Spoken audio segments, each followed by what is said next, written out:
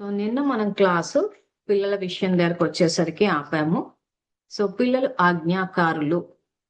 So ఇక్కడ మనం ఏం చేస్తున్నామంటే భగవద్గీతలో భగవానుడు మనకి ఏదైతే మార్గదర్శనం చేశారో, గైడెన్స్ ఇచ్చారో, మన దుఃఖం నుండి బయటికి రావడానికి దాన్ని మనం తెలుసుకొని ప్రాక్టికల్ లైఫ్ లోకి ఎలా తేవాలో మనం వివరంగా తెలుసుకుంటున్నాం.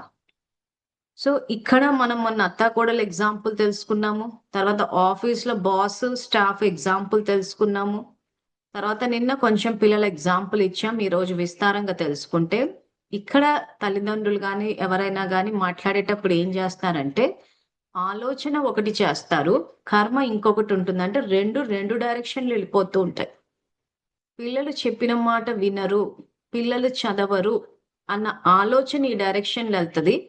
ఆ తర్వాత వాళ్ళకి ఏం చేయాలో చెప్తారు, ఆ తర్వాత తీసి చదవమంటారు. సో రెండు డైరెక్షన్లు వెళ్ళినప్పుడు ఏమవుతుందంటే పిల్లల మీద ఆ ప్రభావం పడదు.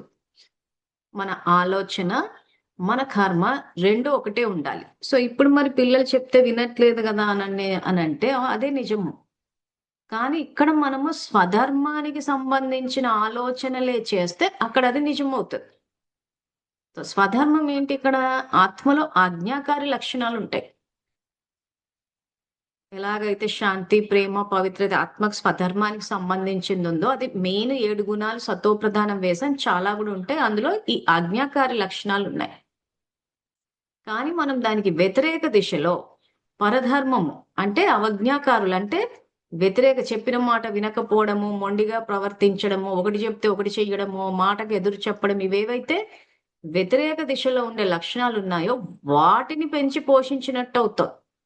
సో ఇక్కడ ఏమవుతుందంటే మనం ఒక ఆలోచన చేసినప్పుడు మన నుంచి ఆ తరంగాలు వెళ్తున్నాయి. ఈ మధ్య అందరూ ఒక పదం వాడుతున్నారు కదా, వైబ్రేషన్స్ అని. అంటే ఏంటి? అది ఇంగ్లీష్ పదం. తెలుగులో చెప్పుకోవాలంటే ఆలోచన యొక్క తరంగాలు వెళ్తున్నాయి. సో కాబట్టి ఇప్పుడు ఈ విషయాన్ని సరిదిద్దాలి అని అంటే తల్లిదండ్రులు ముందుగా చెయ్యడమే ఆలోచన. పిల్లలు ఆజ్ఞాకారులు అన్న ఆలోచన చేసి ఆ తర్వాత వాక్కు ద్వారా మీరు ఏదైతే చెప్తారో అప్పుడు పిల్లల ఆజ్ఞను పాటిస్తారు. సో మరి పిల్లలు ఆజ్ఞాకారులన్న సంకల్పానికి శక్తి రావాలి అని అంటే ఇక్కడ భగవంతుని యొక్క పాత్ర మొదలవుతుంది. అందుకే మీకు ఆత్మజ్ఞానము బ్రహ్మజ్ఞానం రెండు కల్పిస్తున్నాం. ఎందుకంటే భగవంతుని యథార్థంగా గుర్తించలేదు. ఏదో మనం చెప్తాము, ఆయన పని చేసి పెడతారు అన్నంత వరకే అర్థం చేసుకున్నాం. కానీ యాక్చువల్ గా మనకి ఆలోచనలు ఇచ్చి ఏం ఆలోచించాలి అంటే స్వధర్మానికి సంబంధించిన ఆలోచనలు చేస్తాము. వాటికి శక్తి రావాలి అని అంటే ఆ శక్తి భగవంతుడి నుంచి వస్తుంది.